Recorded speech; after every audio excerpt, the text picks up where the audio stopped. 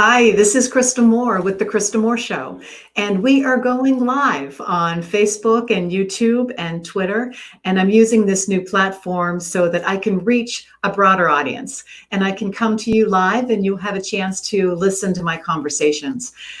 As you know, this show I've been doing for 3 years, and I bring it to you as a way to learn from industry experts and thought leaders on subjects that I think can be inspiring and motivating for you to continue to up-level your leadership, up-level your business, and just live a happier, healthier life.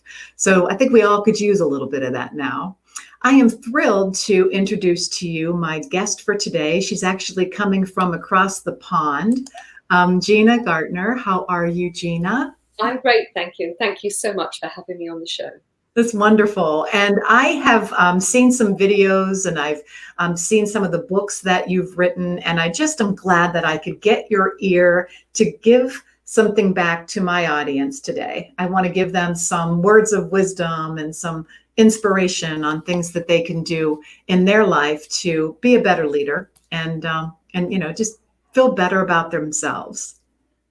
I'll do my best. Yeah. So, I know that you are a multiple #1 best-selling author, a motivational speaker, and you have a number of different leadership development programs. I'd like you to just take a few moments and just give a little bit of background on who you are, kind of what your business is about, so we get to know you before we begin. Hi. Well, I started off in education. I was a teacher and I was promoted very quickly to become a principal of a large school very early. And I actually ran my school for the most part from a wheelchair following a really serious ski accident and 2 failed back surgeries. And the gift of that was I had to develop a different way of developing leaders because I couldn't physically get into the classrooms. And what I wanted is for everyone to take radical responsibility for their own performance and a shared responsibility for the performance of their team and for the school as a whole. It was incredibly successful. We were on the best 100 schools list. The Her Majesty's Inspector publish a list every year of the best 100 schools. And we were on that list twice during my tenure. That's wonderful. We were really good with that.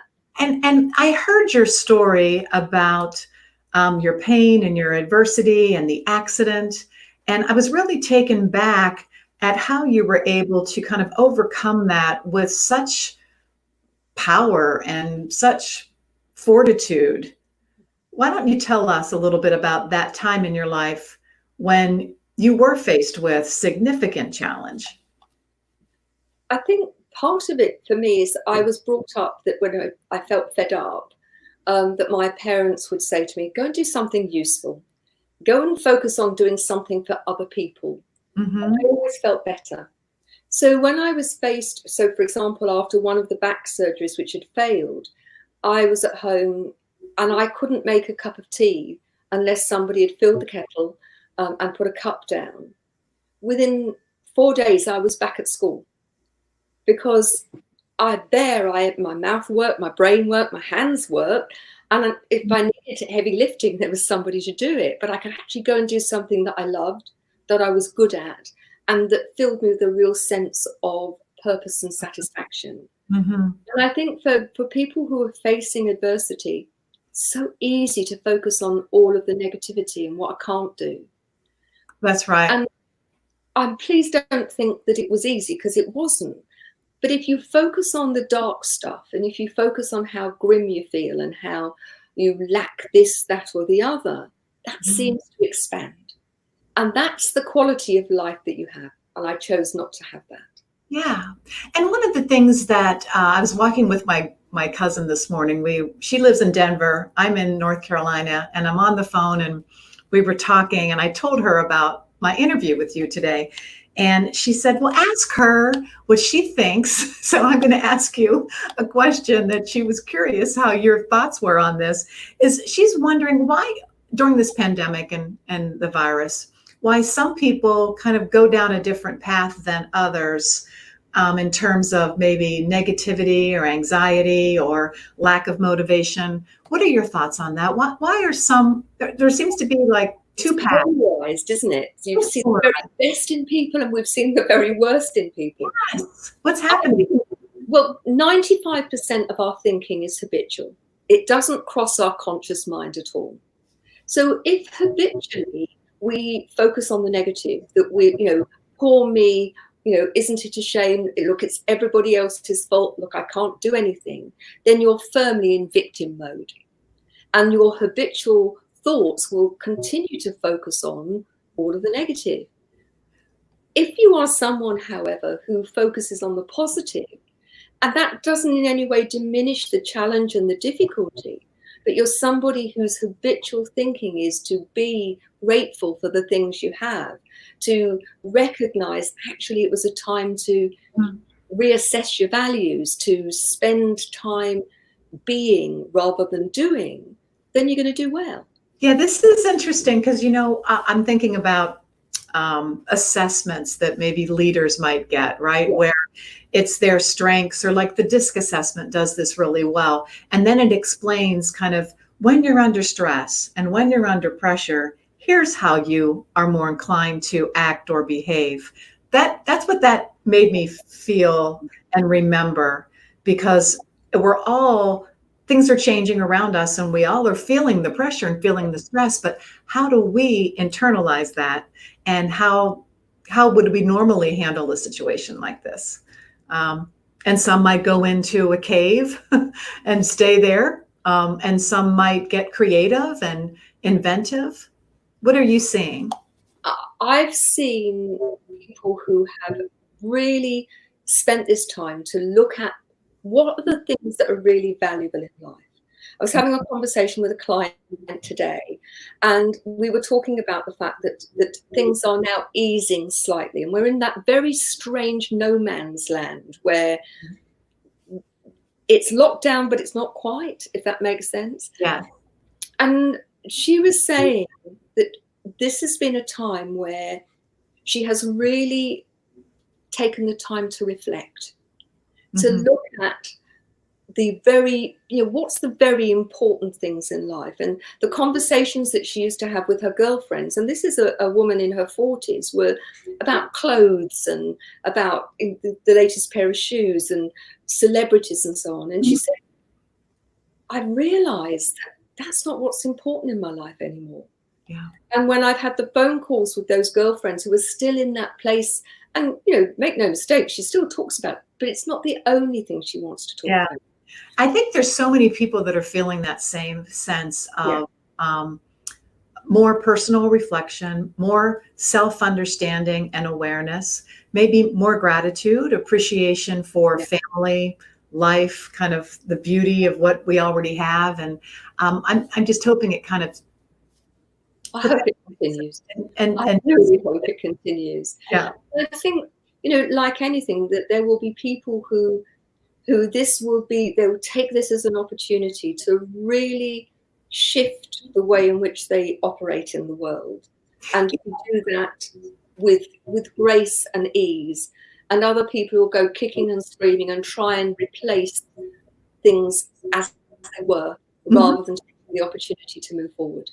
Yeah, that's wonderful. I want to share a story with you because I know you've got one that's similar that I would love our audience to hear. And it's really about leadership and creativity in a time like this, right? One of my friends is a manager at a local restaurant, and she was marketing on Facebook that they opened up an outdoor eating area, kind of taking over the parking lot, put some beautiful lights out there for those folks that didn't want to eat inside but wanted to get out, because their business is really suffering. And the community knows to be supporting small businesses, and they've been through a tough time, but it's real. And I think just her getting creative around ways to draw more business into their restaurant is important. And then I did a Facebook Live with her and went and picked up food for the family. But you have a story that I heard about a restaurateur that you referred to that got very creative in the beginning. Do you know what story I'm thinking about? I do. Do you mind sharing that? Because I think it's a great example of leadership. It's a great example of enlightened leadership, just like you talk a lot about. And we're still in lockdown. Restaurants still haven't opened. Oh, I didn't realize that. No, so they're talking about them opening next week. Mm-hmm. The moment he would still not have a business. So this is a client who has a restaurant, and all restaurants were closed. They were literally overnight just told they had to close. Mm-hmm. And when I first started talking to him, he was bereft. It's a fairly new business that, he was doing well, and the thought that everything had to come to a standstill. But as we talked and looked at, well, okay, that's the situation. You can stay as a victim to that, or you can start to think creatively about what else might you do. Mm-hmm. And he came up with the idea that there were lots of people in lockdown who historically would perhaps have gone out to eat on a regular basis. And so within family and friends to start with, and then using Facebook and other social media, he offered in the local area that he would 3 days a week, he would deliver at a social distance, putting the delivery in appropriate containers on the pathway outside. And that they could sign up, no choice in the menu, that get his suppliers to deliver to his house, and that he would then cook and then the next day deliver. And this just grew like topsy. So to start with, it was family and friends, and then it became bigger. And within a couple of weeks, he couldn't cope with cooking and driving, so he employed somebody to socially distance and drive. And people would say, it's my 90-year-old father's birthday. Can you do a special meal and deliver that to him? Or it's an anniversary. Would you do an afternoon tea? And he's really busy. Yes. And he has found a way. He's found lots of new customers who, if and when he does open his restaurant, love his food and who will come. And I think will be very loyal to him because they really value what he's done. Mm-hmm. Yeah, I love that story because of the creativity behind it, but he also recognized that his strength and his purpose and what he's able to do is to make wonderful food. Yeah. He can do it from home. And then there's a need, obviously, for people to, receive it delivered. However, he also was pretty smart because he had one meal, right? So he might have made lasagna. That's Monday's meal. Everybody's getting lasagna. And that also made it easier on him, perhaps. And I just like that story. And people didn't have to always have it. They just 2 days before they said, this is the menu for the week. Do I want Mondays, Wednesdays, and Fridays, or do I just want Wednesdays? And they could do that. Yeah, that's similar to I get a box every 2 weeks from a company called Misfits. And it's actually all this organic fruit and vegetables that don't look good, meaning like something might be shaped really strange that the grocery stores won't take it because of its physical appearance. It tastes good though, doesn't it? It's wonderful. And so I get this box of Misfits. I mean, to the point where I'll take a picture and send it to my girlfriend who's a vegetarian, and I'll say, "And what is this? Is this turnip or is this a beet? Like, what do I have here?" But I guess it's just that convenience, right? At the time, I had it before COVID, this delivery service, but I really appreciated it afterwards. Mm-hmm. And that stuff very often, I mean, it used to be just thrown away or go to manufacturing companies, but it tastes good and it makes sense to use it, doesn't it? Yeah. So I want you to tell us a little bit about the term that you use, enlightened leadership and an enlightened leader. What exactly does that mean? I think lots of people probably have a different view of enlightened leadership, but for me, leadership starts with you. And people talk about leadership in terms of the business, but actually you're the common denominator that you take into your life every moment of every day. Mm-hmm. So for me, an enlightened leader is somebody who recognizes that they are the leader in their own life. Because if you hand over your emotional well-being, your opportunity for success to somebody else, you have to put up with what they give you. Yes. How many times have you heard somebody say, "Oh, that made me so angry," or "I'm made so unhappy by that person"? Well, you've given them permission to do that. And Yes. unless you choose to let them, nobody can make you angry or upset unless you choose. So taking radical, and I mean radical responsibility, 100% responsibility for your thoughts, for your emotions, for your actions, for your words, means that you are in control of your life. That doesn't mean you're a control freak to other people. It doesn't mean you try and control your environment. It means that you are controlling you. And it feels to me like there are a lot of leaders, and you and I have worked with many leaders all over the world, small business owners, corporations, leaders, that I don't want to say have the imposter syndrome, but maybe are leading unauthentically. Like they're leading because they think that's the way I'm supposed to be, because But I'm. how many people have you come across who do what I say and not what I do? They may not use those words, but their actions, there's no authenticity. They're not genuine in terms of modeling the behaviors that they want from other people. Mhm. And I say to them, and I work with businesses, as you know, I say to the business owners or the managers or the leaders, when something's gone wrong, so how have you contributed to that, either by something you've done or something you've not done? Mhm. So a perfect example is working with a guy who owns a dental laboratory. And he has a number of technicians who work with him, but he also works in the business. Mhm. And when we first started working, he was overwhelmed. And he said, I never have a moment to myself. They're always coming to me and saying, what do I do? How is this? Is this good enough? Mhm. And so part of his learning was if he wanted them to behave differently, he didn't blame them or start with them. He had to start with him. Yes. And part of that was he was feeding the very habits that he wanted to stop. Yeah. Because if they didn't do it exactly in his way, then he was fed up. But he didn't teach them why it was important. He just said that's good enough or that's not. So Mhm. he's learned to develop a learning environment where when people come to him and say, is this good enough? His question is, what do you think?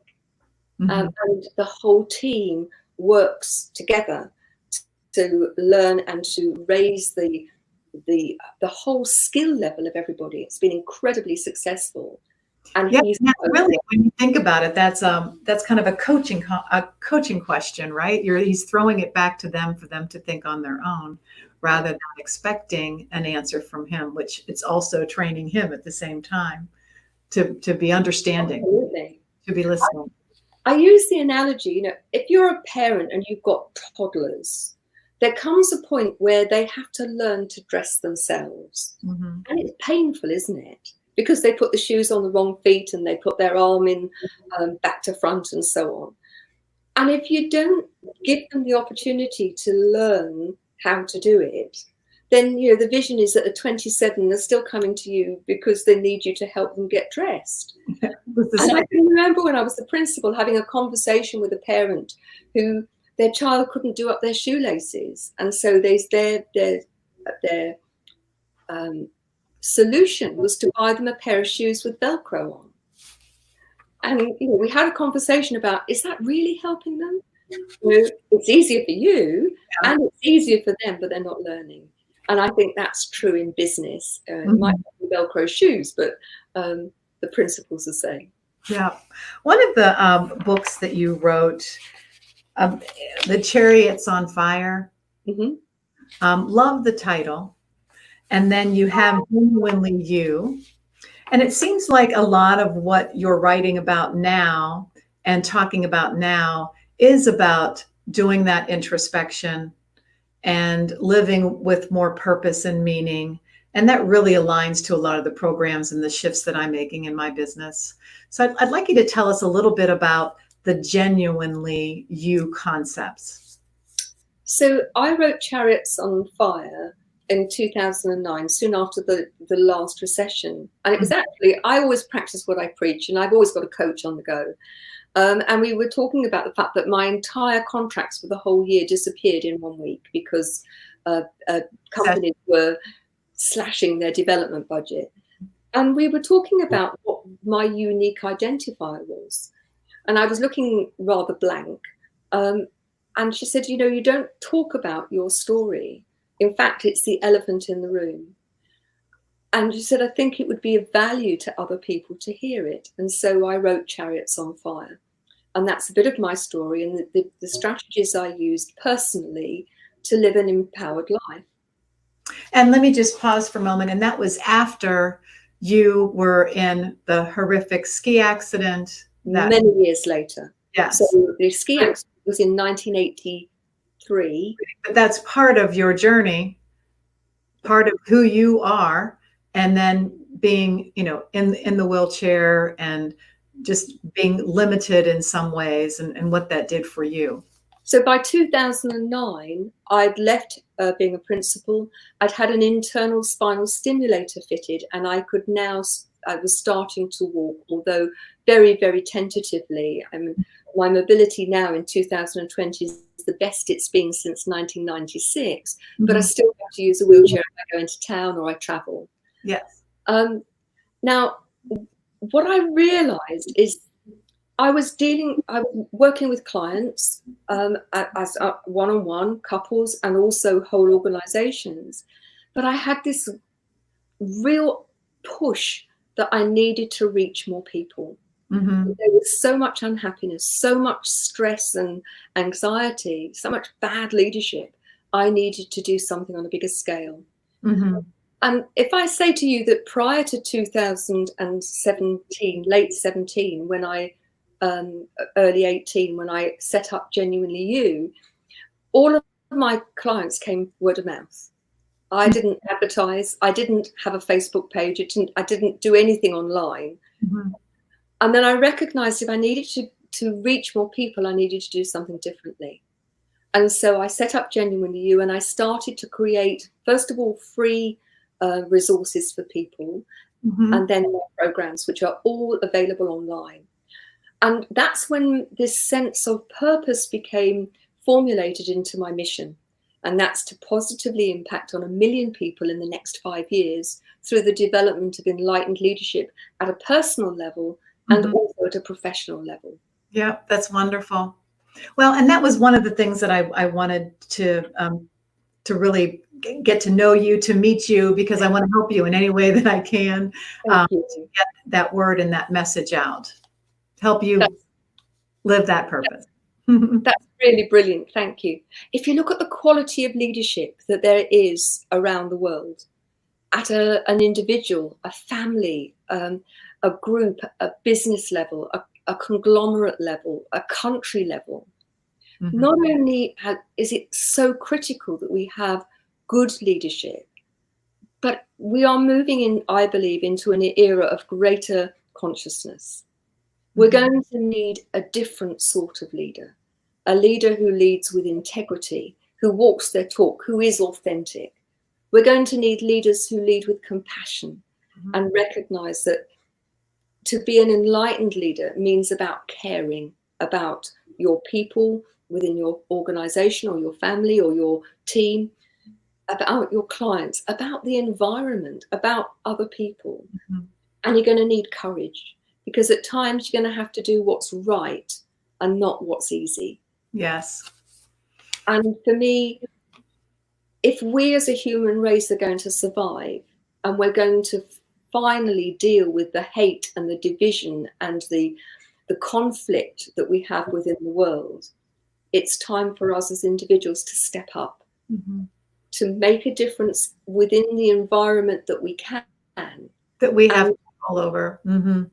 And then people like you and people like me who care and want to make a difference, we start to join, and the people who are with us start to join together, and you create a movement that has the momentum that will really make the shift.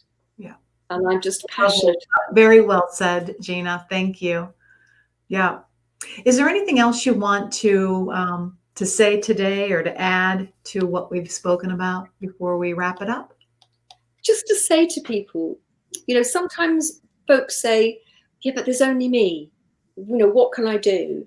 Mhm. And if you've ever spent the night in a room with a mosquito, you will know that small things have power. Mhm. Don't underestimate the power that you have as an individual, and that you can change things, that you have that capacity. And Yeah. if people want to find out more, then they can find me on the website, genuinely-you.com. If you're interested in leadership within your business, then in enlightenedleadership.co. There's loads of resources on the website. You come and email, set up a call, but take action. Mhm. I can't remember who said it, but somebody said the only thing that needs to happen for evil to persist is for good people to stay silent. We need to take charge of the agenda, person by person, and Yeah. together. Mhm. Wonderful. Well, I want to thank you so much for your message. I think we all kind of need reminded that if we want things to change, then we need to change. We do. And that things are in our control and we are empowered, but we've got to take the action. So thank you very much for having me on the show. It's been an Thank absolute delight. you. Great to meet you, Gina. And And I'll stay in touch. I want to help you get to your million.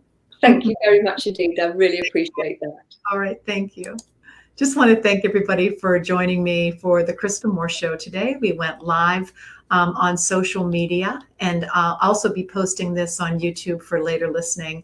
I look forward to the rebrand in the next month, and I look forward to you following me as I interview some amazing guests. I'll talk with you soon. Thanks.